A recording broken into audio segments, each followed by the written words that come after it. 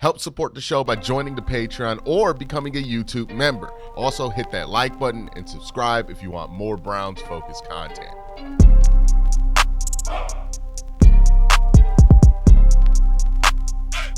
All right, so I did a couple of videos over the weekend about the best case scenario for Kenny Pickett and the best case scenario for Joe Flacco, which begs the question, what about the other two quarterbacks in the Cleveland Browns quarterback room, Shedeur Sanders and Dillon Gabriel? So this is my video doing a best case scenario for both of these rookie quarterbacks, and I wanted to put these rookie quarterbacks in the same video. One, just so I'm not repeating myself in two different videos, because a lot of points are going to be the same between these two quarterbacks about the goals and how I think expectations should be had. First things first, when it comes to these quarterbacks, I want to have a conversation about tempering expectations and why it is that you should temper your expectations, because too often when I talk about, hey, remember their third round pick, hey, remember their fifth round pick, lower your expectations of these players, I get the diehard Dillon Gabriel guys or the Shedeur Sanders folks, they get mad at me and call me a hater because I'm expressing that people should lower their expectations because they think that the hype should just be up 100%. I actually want to lower the expectations for these players because it's unfair for these players to come in with high expectations. Third round pick is not save the franchise in year one pick. Fifth round pick is not save the franchise in year one. But if you promote Shedeur Sanders as a franchise solution to a bunch of Browns fans and Shedeur Sanders comes short of that in year one, you're going to be the same guy complaining about why Browns fans are giving up on Shedeur when the reason they're giving up on him is because you set the expectations way too high for him. If you actually like Dillon Gabriel, if you actually like Shedeur Sanders, and you want them to have long-term success, then you have to understand the importance of grasping why it is that expectations should be low in year one. I know everybody sees these superstar quarterbacks form in year one and we go, oh, why can't that be us? But that's just not the common reality of these things. Some quarterbacks, most quarterbacks, it takes some time. It is what it is. You aren't sure about these guys. After year one, if you go into this quarterback conversation arguing that one of these guys are going to emerge at the end of their starts in this season, you're setting not just yourself, but whatever quarterback it is, for whatever reason, by the way, you're just like going die hard for. You're setting that guy up to fail. I've seen this happen too many times. This is why I just feel the need to have this disclaimer, because I saw this happen with fans in Dorian Thompson-Robinson, who was a fifth-round pick. And people started talking about him like he was going to be the franchise solution. He was going to be our version of Jalen Hurts. And then he wasn't that. And the pushback from all of that early hype he got was brutal, was absolutely brutal. If you care about Shedeur, if you care about Dillon Gabriel, and that's why you clicked on this video, please understand the importance of keeping expectations low in year one. You don't got to say they're going to be trash, but understand that they don't have to change the franchise in year one in order for it to be a success.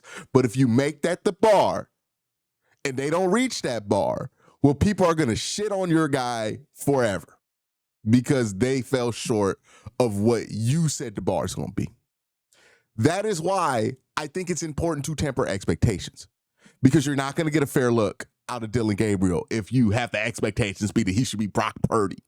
You're not going to get a fair look at Shedeur Sanders if the expectations is year one, he's got to be Pro Bowl level Geno Smith. Because the odds are Shedeur's not going to be a Pro Bowler in year one. The odds are Dillon Gabriel's not going to be a Pro Bowler in year one.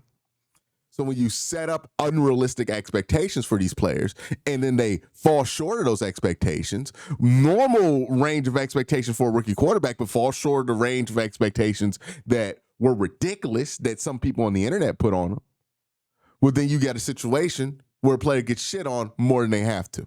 So let's just relax, right? Stop being so damn sensitive about your favorite quarterback, whatever guy it is in this room, and actually have a real conversation about the realistic best case scenario for these Cleveland Brown rookie quarterbacks.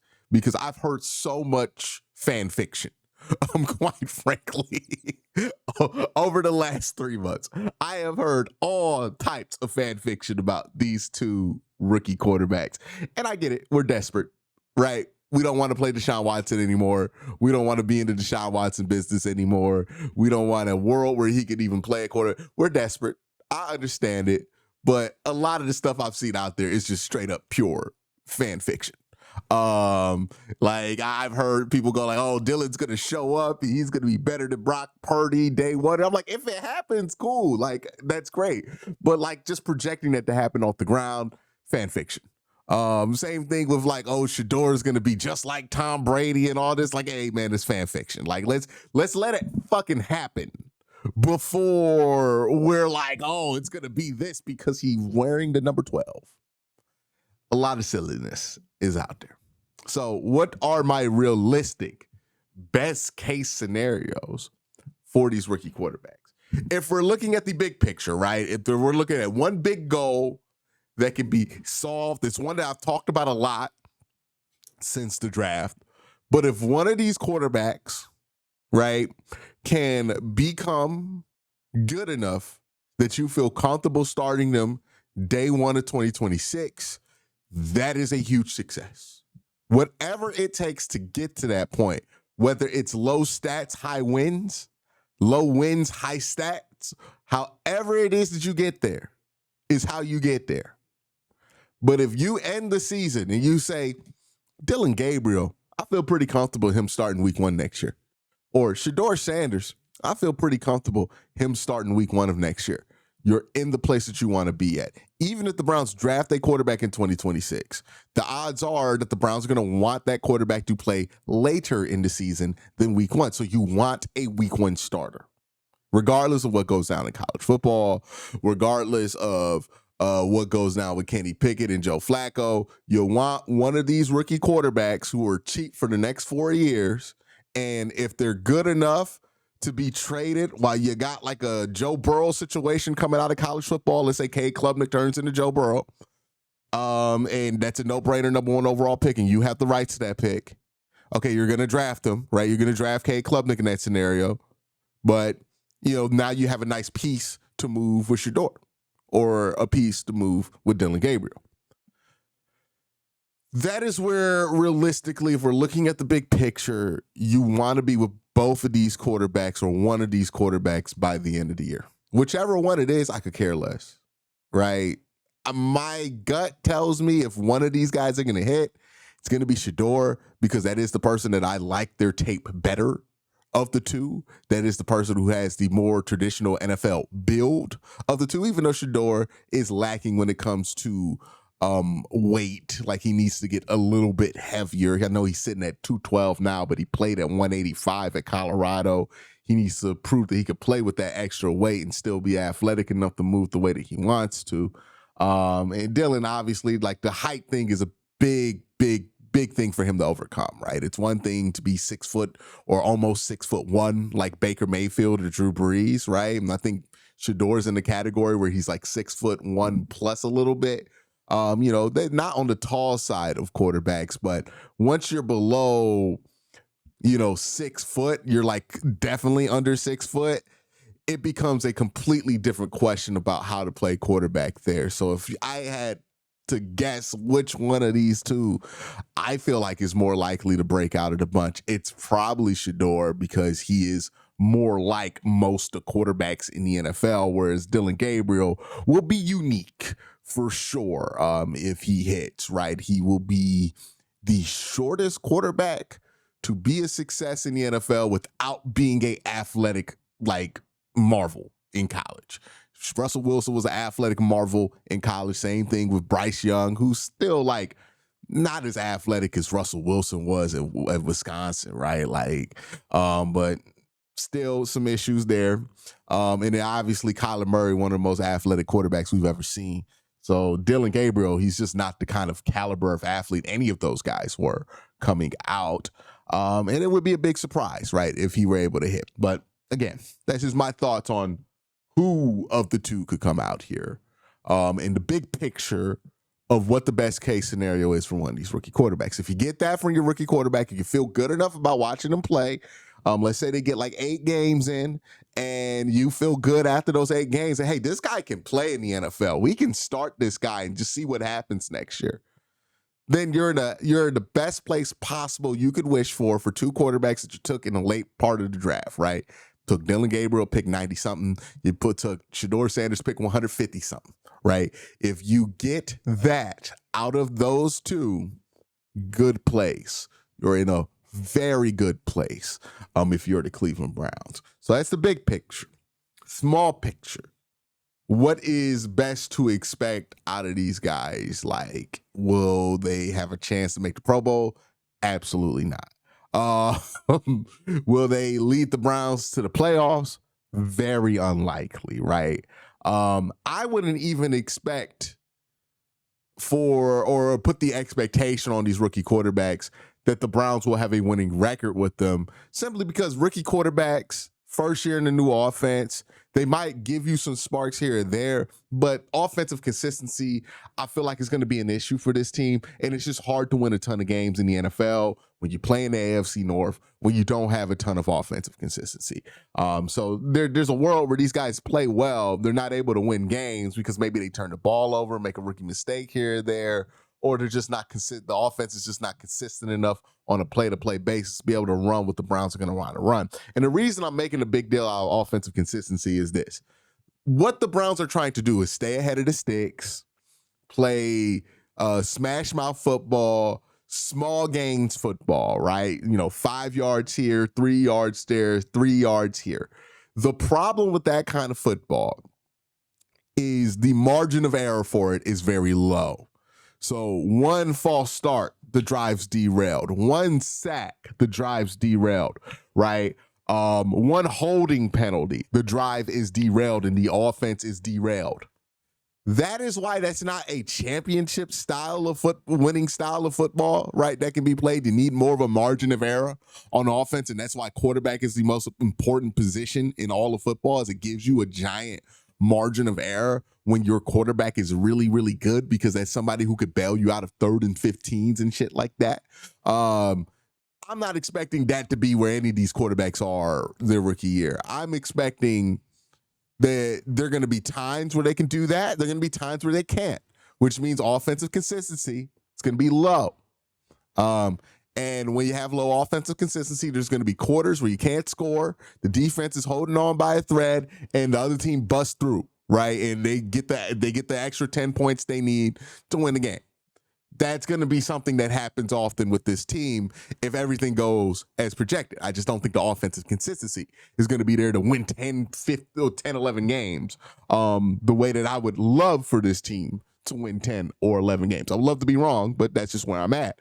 So I don't really think I'm going to judge these quarterbacks based on win-loss record. It's like, hey, it's going to really be a evaluation of what the tape looks like and if they're giving me enough positive signs throughout the regular season to make me think that they're ready for more in the offense, and that responsibility is not going to make them drown, right? If I see Shedeur Sanders win like 4 games with the Browns and it looks pretty good on TV, but then when I watch the tape, it feels like they're putting training wheels on them, I'm going to be nervous about that next year, right? But if it feels like the Browns took all the training wheels off of Shedeur, yeah, he threw a couple of interceptions that broke the game, but boy, did he show a lot when they took the training wheels off, then I'm going to feel a lot more comfortable about him going into year 2. So it's all about how you do it, how you look while you do it. But as long as the Browns can get to the end of the season and think to themselves, hey, I don't mind starting Dillon Gabriel for a year. I don't mind starting Shedeur Sanders for a year. If you get that out of a late 3rd round pick or a mid-round or a mid-selection 5th-round pick, then you hit the lottery. Like when it comes to quarterbacks in that position, right? Like that is a massive win. Even if it's not a long-term fix at the quarterback position, if you get an offseason of stability because of a 5th or a 3rd-round pick at quarterback, that is a win. The pick is no longer a waste. You definitely got your money back on it. Like that's what the expectations should be. Now, again, I want to stress this. Just because I'm keeping the expectations low does not mean that I think Shedeur Sanders is incapable of playing above expectations, or Dillon Gabriel is incapable of playing above expectations. Sure, there is a world where both of these players could surprise me, and I would love to live in that world. But I'm not going to expect it, because that's unfair. Like, to just expect them to blow your mind. That's crazy. You don't expect a 3rd or 5th-round pick ever to blow your mind by like October. It's crazy. And we're going to see the other side of this, where people are going to be super quick to call Shedeur Sanders a failure or a bust whenever they're given the slightest opportunity to say that he's a failure or a bust. And when those people come in and they're trying to call him a failure or a bust, I'm going to be on, quote unquote, your side, because I think that's ridiculous. Same thing with Dillon Gabriel. People are going to look for every reason. They've already done it. He threw one interception to Carson Wester. People are like, he sucks. That's crazy. That's absolutely insane, right? People are going to look for every reason to look at this situation and say, LOL Browns. They're going to look for every reason to call Dillon Gabriel a waste of a pick. They're going to look for every reason to call Shedeur Sanders a waste of a pick and to justify his draft slide, right? They're going to look for every reason to make meme on Kenny Pickett, right? And then there are people who don't want Joe Flacco here who are going to look for every reason to justify why they're right on it. Everybody's going to be looking for like why they're right about the quarterback situation here, not necessarily looking for what's actually happening. And that's all I care about, right? I'm not trying to put unfair expectations on two guys who went at the end of day 2 and at the beginning of day 3. That's just not going to be where I'm sitting at. And that's not hating on that player. That's not, doubting that player. That's just giving that player a fair place to start, given where they're drafted. Like, that's it. We've lost the plot, by the way. Like, I'm gonna get into another rant here. I hope you guys appreciate it. But we have lost the plot when it comes to what expectations are for what rounds. Every year, I am shocked by how much people just like think that a 5th-round pick should absolutely be a starter for your football team, or even like pick 90 in the 3rd round. Like, it might be a starter. But 3rd-round picks are not really a safe bet to hit, right? But everybody like convinces themselves that, a 3rd rounder, that has to be a starter. A 4th rounder, that has to be a starter. I've heard people call 5th round and 6th round picks bust. Anything outside the 1st or 2nd round, man, crapshoot. Okay, like crapshoot. It could be anything, right? The odds drop off dramatically outside the top 40 of the draft. Now, the Browns did make 3 selections in the top 40. So obviously those 3 guys, you want to see them become quality contributors, or at least 2 of those 3 guys become quality contributors. So that's a fair judgment to make. But I mean, like outside the top 40, dog, maybe you get somebody productive. There's a good chance that you don't. Good teams draft bad players outside the top 40 every year. Every single year. Every year, a good team, a well general managed team, a team that drafts well, drafts a shitty pick in the 3rd round. Right? John Dorsey does it. I know that's everybody's like favorite GM, but the Lions do it. The Tampa Bay Buccaneers do it. Everybody has wasted a 3rd round pick. Has wasted a lot of third. Like, you go back and look at it, you're like, wow, a lot of shitty picks here for a lot of teams, because it's not about the volume of picks that you hit. It's just like, hey, do you hit on the few that you really had a good chance to hit on? That's really what it's about. And then do you get lucky outside the 3rd round and get a guy here or there, like a Puka Nacua or something like that, that raises the floor of your drafting? So if you get a starting season or at least you feel comfortable saying, hey, let's give Shedeur Sanders a run next year, or hey, let's give Dillon Gabriel a run next year, then that's a hit. That's better than most third-round quarterbacks. I could go watch the UFL on Saturdays, Fridays, and Sundays in the spring, and it's littered with third-round picks at the quarterback position. A lot of them. A lot of third-round, fifth-round, fourth-round guys, seventh-round guys in the UFL right now. And I'm going to be honest with you, that's not the worst result, right? It could be much worse than that. I mean, Christian Hackenberg got drafted in the second round. He never played for the Jets. Now, that's obviously an extreme scenario. But I was just pointing out, a lot of times these dudes get drafted in the third round, they turn up to nothing.